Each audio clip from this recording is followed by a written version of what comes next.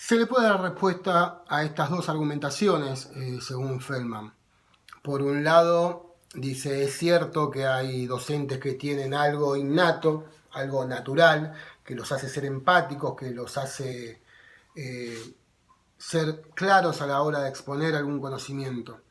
Dice, pero no alcanza con eso para poder suplir todos los cargos docentes que son necesarios en los sistemas educativos. Los sistemas educativos tienen muchísimas personas que estudian en ellos y necesitan de muchísimos docentes. Estamos hablando de miles de docentes que son necesarios en cada sistema educativo y que no existe esa cantidad de personas que tengan ese don natural, ¿no? Por así llamarlo. Entonces, en ese caso se justifica el hecho de que aquellas personas que no tienen esa capacidad innata necesiten estudiar didáctica. También dice Feldman que si bien las disciplinas tienen una estructura lógica que pertenece a la propia disciplina, por ejemplo, la matemática tiene su propia lógica, ¿sí? Está estructurada de una manera determinada. Lo mismo sucede con las ciencias naturales o con cualquier otra disciplina de conocimiento. Pero, dice Feldman, en realidad esas estructuras no responden a cómo van a ser enseñadas esas disciplinas, sino que la disciplina tiene una estructura lógica propia del campo disciplinar. Las matemáticas tienen una estructura lógica de las matemáticas y las ciencias naturales tienen una estructura lógica de las ciencias naturales.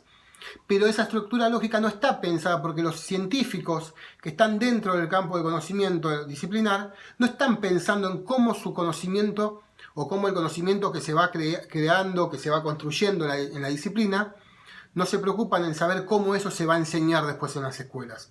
No es un problema de los campos disciplinares, no es un problema de los campos de conocimiento. El matemático, cuando está haciendo matemática en un laboratorio, no está pensando en cómo su descubrimiento va a ser enseñado en la escuela. Lo mismo sucede con aquel que está en un laboratorio de ciencias naturales, de química o lo que fuera, ¿sí? No está pensando cómo ese descubrimiento va a ser enseñado en la escuela, sino que está pensando con la lógica de la estructura de la propia disciplina, ¿sí?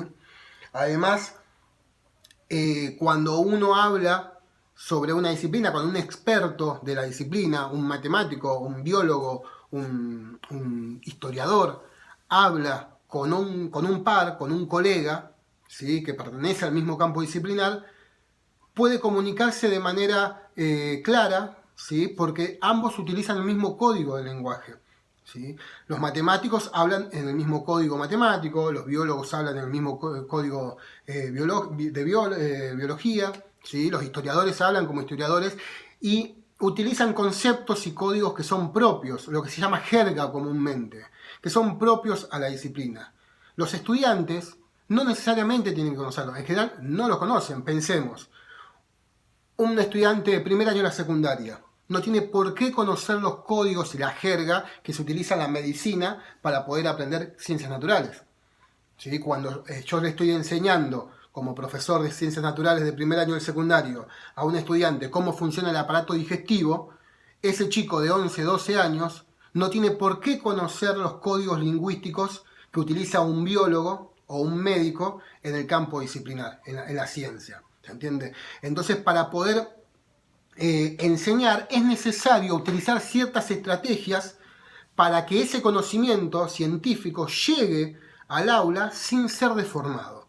Y eso no es ni más ni menos que la didáctica, ¿sí? Para poder enseñar algo yo tengo que lograr que ese conocimiento que pertenece a un campo específico del saber pueda ser trabajado y pueda ser discutido en un campo que no pertenece al campo del saber, pero sin ser deformado, ¿sí? Esto después lo vamos a trabajar con un autor que se llama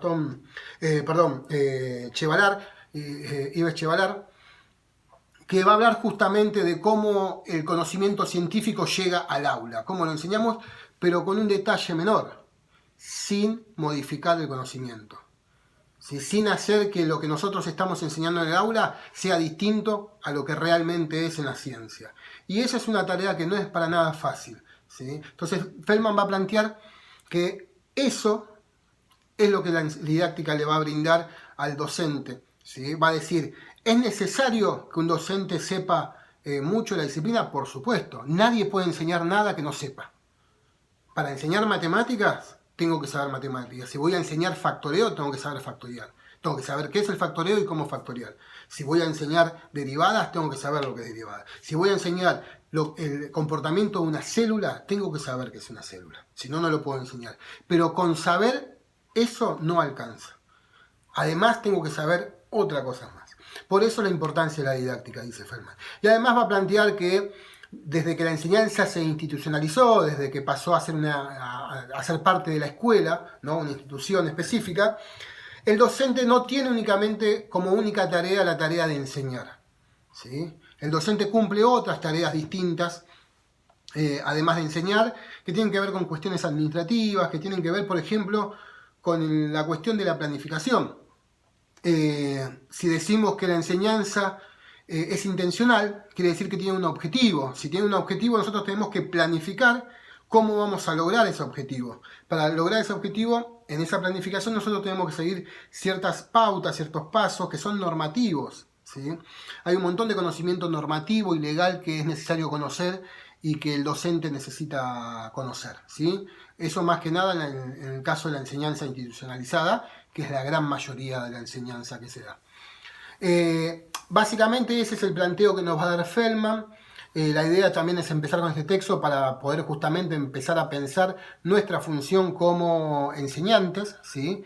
Y entender que con saber mucho de matemática, con saber mucho de biología o de la disciplina que fuera, no alcanza para poder enseñar, ¿sí? Bueno, los invito y las invito a leer el texto, a familiarizarse con Feldman. Es un texto que no es largo, pero sí tiene mucho concepto adentro, así que tratemos de leerlo, de resumirlo, de subrayar, de tener en claro las ideas, y como siempre, cualquier consulta en este espacio pueden hacerla y trataremos de llevar una conversación fluida para ir construyendo el conocimiento. Espero que este video les sirva para poder acompañar el texto y estamos en contacto. Un abrazo.